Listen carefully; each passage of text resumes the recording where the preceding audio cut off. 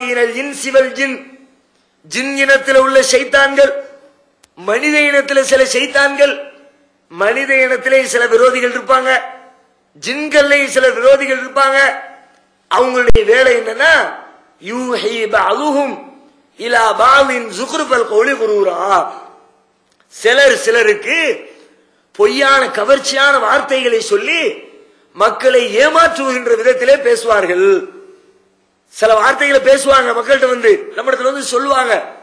சில மனுஷன் வந்து சொல்லுவான், மனுஷன்ல கெட்ட மனுஷனா அல்லாஹ் ஷைத்தான்னு சொல்றான், மனுஷன்லயே கெட்டவன் இருக்கிறான்ல அவனா அல்லாஹ் ஷைத்தான்ங்கிறான்.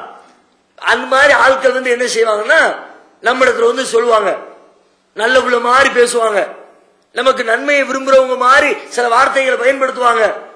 ஆனா உண்மையில பார்த்தா நம்மளை ஏமாத்துறதுக்கு, நம்மளை திருக்குறான்ல இருந்து தடுக்கிறதுக்கு, குரானுடைய வசனங்களை பின்பற்றாமல் இருக்கிறதுக்கு அது மாதிரி சில வேலைகளை திட்டமிட்டு கவர்ச்சிகரமாக பேசி குரானை விட்டு வெளியேற்றுவார்கள். இன்னும் சொல்லலாம் 25வது அத்தியாயம் 31வது வசனத்தில் இதே கருத்தை சொல்லும் பொழுது வகலாலிக ஜஅல்னா லிகுல்லி நபியின் அதுவன் மினல் முஜ்ரிமீன். இவ்வாறுதான் ஒவ்வொரு நபிமார்களுக்கும் குற்றம் செய்யக்கூடியவர்களில் இருந்து சில விரோதிகளை ஏற்படுத்தி இருக்கிறோம். நபிக்கு அவன் விரோதி, நபிக்கு விரோதினா அவன் என்ன செய்வான், நபி என்ன விரும்புகிறாரோ அதற்கு எதிராக செய்வான். நபி என்ன விரும்புவாங்க, அவங்க கொண்டு வந்திருக்கிற வேதம் உலக மக்களுக்கு போய் சேரணும்னு விரும்புவாங்க. ஆனா அதை தடுக்கிறதுக்கு என்ன வழி உண்டு பிளான் பண்ணுவான். இவர் கொண்டு வந்திருக்கிற இந்த வேதம், இவருக்கு அருளப்பட்டிருக்கிற இந்த புத்தகம் மக்களை சென்றடையாமல், அதை மக்கள் பின்பற்றாமல் இருப்பதற்கு என்ன வழின்னு யோசிப்பான்.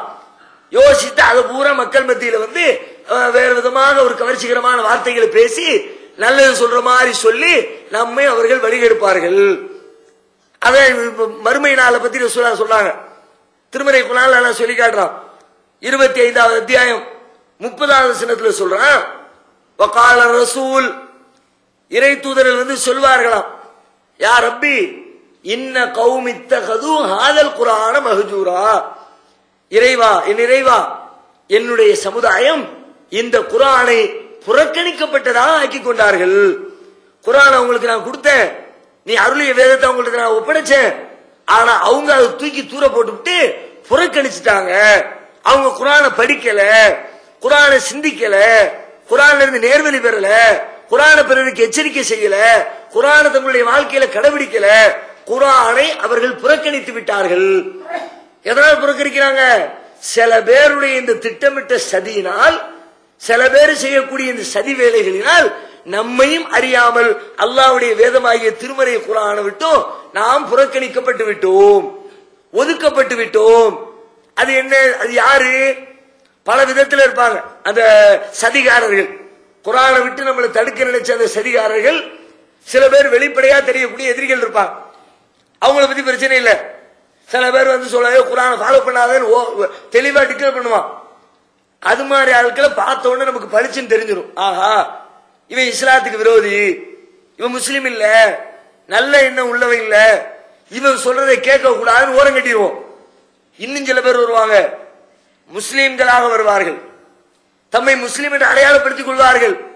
வெறுமன முஸ்லீம் என்ற அடையாளம் மட்டும் இருக்காது, இஸ்லாத்துல குர்ஆன் ஹதீஸ் இது மாதிரி செய்திகளை படிச்சு நமக்கு மார்க்கத்தை சொல்லக்கூடியவர்களாக வருவார்.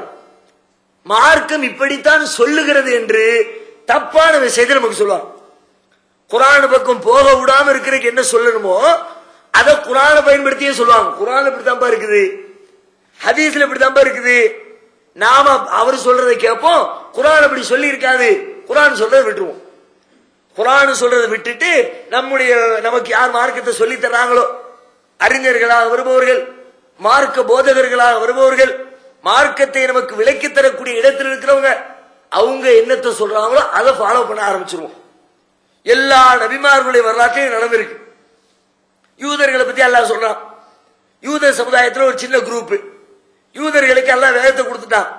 அவங்க அந்த மத அறிஞர்கள், மத போதகர்கள் இருக்கிறாங்க, அவங்க என்ன பண்ணுவாங்கன்னா இந்த தௌராத் வேதம், இறைவன் அருளி இருக்கிற இந்த புத்தகம் உலகத்துக்கு போய் சேரக்கூடாது என்று சொல்லி அவங்க சில விஷயங்களை மறப்பாங்க, வெளியில சொல்ல மாட்டாங்க. மற்ற மனிதர்கள் விளங்கிக் கொள்ளாத வகையில பல விஷயங்களை மறைத்து விடுவார்கள். 2வது அத்தியாயம் 174வது வசனத்தில் அல்லாஹ் சொல்றான், இன்னல்லதீன யக்துமூன மா அன்ஸலல்லாஹு மினல் கிதாப் வ யஷ்தரூன பிஹி ஸமனன் கலீலன் உலாயிக மா யகுலூன ஃபீ புத்தூனிஹிம் இல்லன் நார். அல்லாஹ் வழங்கி இருக்கிற அந்த வேத செய்திகளை அவர்கள் மறைத்துக் கொள்வார்கள்.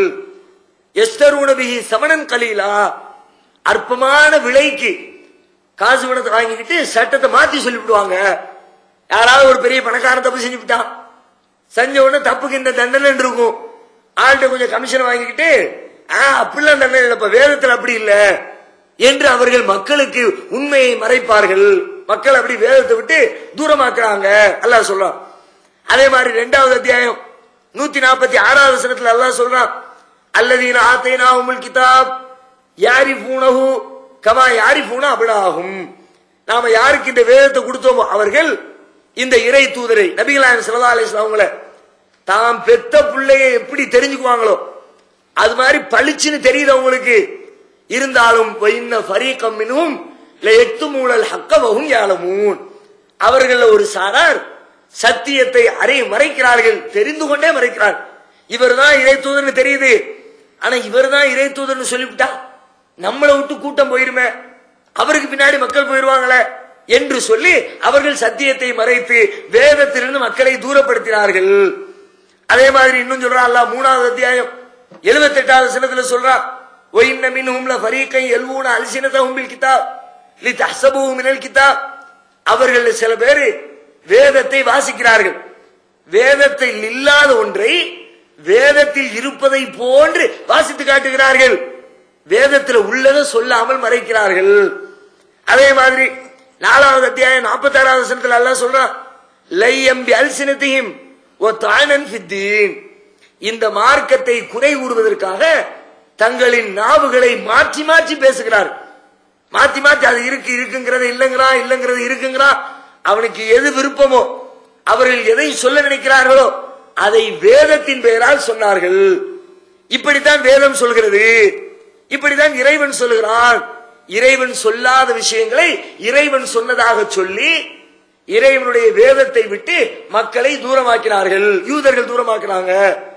அதே மாதிரி இன்னைக்கு நம்முடைய சமுதாயத்திலும் சில திட்டமிட்ட வேலைகளை நம்முடைய கடந்த கால அறிஞர்கள் சிலர் தங்களுடைய சுயநலத்தினாலும் சிலர் தங்களுடைய அறியாமையினாலும் இல்லாததை சொல்லி நம்மை வேதத்தை விட்டு தூரமாக்கிட்டாங்க. என்ன அப்படி சொன்னாங்க? குர்ஆன் வந்த நோக்கத்தை பத்தி சொன்னோம். குர்ஆன் அல்லாஹ் நேர்வழிக்கு அனுப்புனா, பின்பற்றுவதற்கு அனுப்புனா, சிந்திக்கிறதுக்கு அனுப்புனா, எச்சரிக்கை செய்யறதுக்கு அனுப்புனா, அப்படி குர்ஆன் சொல்லுது. குர்ஆன் இதுக்கு தான் வந்துச்சுன்னு. ஆனா இவங்க என்ன பண்ணிட்டாங்க தெரியுமா? நம்முடைய அறிஞர்கள் குர்ஆன் சிந்திக்கிறதுக்கு படிக்கிறதுக்கு விளங்குறதுக்குலாம் இல்ல, அது செத்தவங்களுக்கு. ஒரு குறிப்பிட்ட காலம் அப்படித்தான் நாம இருந்தோம். எத்தனை ஆண்டு காலமாக தமிழகத்தில் குர்ஆன் அது இறந்தவங்களுக்கு வருதான். நல்ல காரியத்துக்கு கூட யூஸ் பண்ண மாட்டாங்க. புதுசா வீடு கட்டுறோம்னு வச்சுக்குவோம், அந்த வீடு கட்டுற இடத்துல கூட அப்பவுமே குர்ஆன் உயரக்கூடாது. யாராவது போய் சொல்லிவிட்டாங்கன்னா போதும், என்ன செத்த விடா, இது என்ன மையத்து விடா, என்ன குர்ஆன் ஓத சொல்ற? இறந்தவங்களுக்கு தான் குர்ஆன். 40ஆம் நாள் குர்ஆன், 7வது நாளைக்கு ஒரு குர்ஆன், 40 குர்ஆன் ஓதி அனுப்பு, 10 குர்ஆன் ஓதி அனுப்பு என்று சொல்லி வாழ்க்கைக்கு பயன்படுகிற ஒரு வேதத்தை இறந்து விட்டவர்களுடைய ஈமச்சடங்குகளுக்காக, கடைசி காலத்து கிரியைகளுக்காக அதை பயன்படுத்த வேண்டும் என்று சொல்லி அந்த நோக்கத்தை திசை திருப்பி விட்டான்.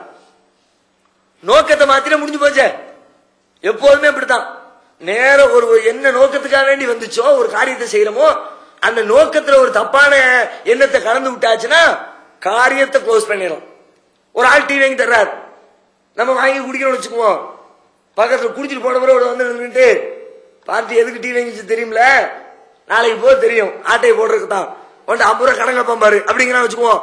மறுநாள் அந்த ஆள் டீயை வாங்கி வேணாம்பா, டீலாம் வேணாம்பா. ஏன்? இவன் காசு கேட்கறதுக்கு தான் டீ வாங்கி தர்றானோன்னு பயம். நோக்கம் கெட்டு போச்சுன்னா அவன் வாங்கி தரக்கூடிய அன்பளிப்பு நம்ம வாங்காம போயிடும்.